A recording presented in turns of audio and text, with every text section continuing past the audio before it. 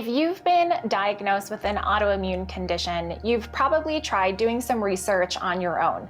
Maybe you're taking supplements, maybe you've made dietary changes, or actually gone on the medications that your doctor has recommended, but you're not feeling any better. And you're wondering, is there something else that's triggering my immune system? And is this a condition that I'm going to have to live with for the rest of my life? Welcome back to Dr. B's Your Other Doctor channel, where I help you to decode your blood work so that you can manage dis-ease from a root cause perspective.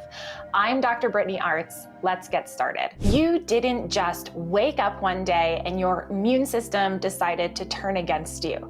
There was something happening under the surface for years and years, some type of trigger that eventually caused your immune system to go on the attack. If you're confused about how to manage your autoimmune disease, start asking, what are my triggers? Look deeper into your food sensitivities, your gut health, your stressors, as well as your genetics. Your immune system doesn't just misfire randomly. There are triggers for this. Some triggers can include epigenetic changes. These are changes that can happen literally when you are in your mother's womb, and they can be dependent on her levels of stress or traumas or exposures while she was pregnant with you.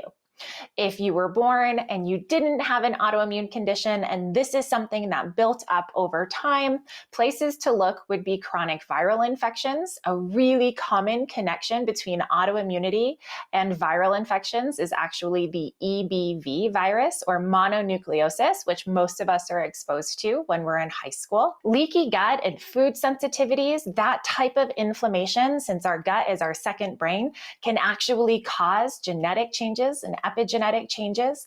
Methylation issues, things like an MTHFR mutation, can cause our body to read our DNA in the wrong way and express the wrong types of enzymes and proteins and genes in general. Toxin exposures, hormonal fluctuations, these are all things that can cause your immune system to attack itself. Don't underestimate the effect that chronic stress has on your immune system as well, and that tends to be the one that most of us forget. We're not always good at looking at the mental emotional cause of dis-ease, but there is always going to be a mind-body connection. Download my autoimmune guide and highlight the top 3 triggers that you relate to. Do you want an expert to help you uncover what's triggering your autoimmune flares?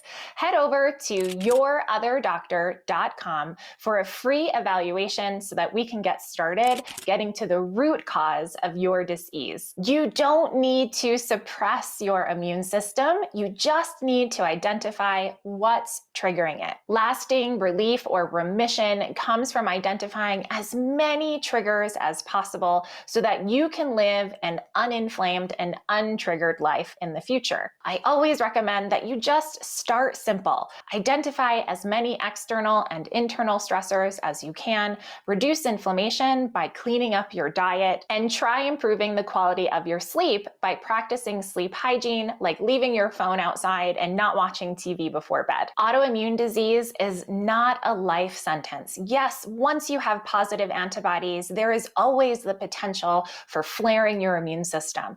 But if you can identify the triggers for your particular autoimmune disease, then you can live a life without flares. And if you do flare, working with a practitioner who understands autoimmunity can help to teach you the tools that you need to spend less time flaring and more time in recovery. The more clearly you understand what is triggering the signal for your immune system, the more time you can spend living a healthy, pain-free, and inflammation-free life. Choose one potential trigger, maybe food sensitivities, stress, sleep issues.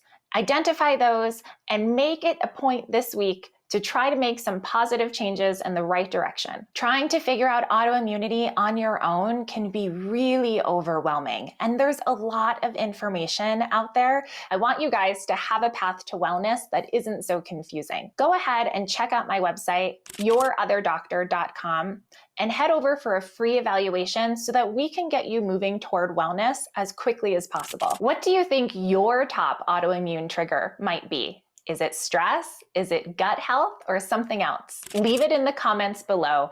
I would love to hear your thoughts. Want to take even greater control of your health? Watch this next video with powerful suggestions to balance your hormones, reduce stress, and restore your energy. Click now and I will see you there.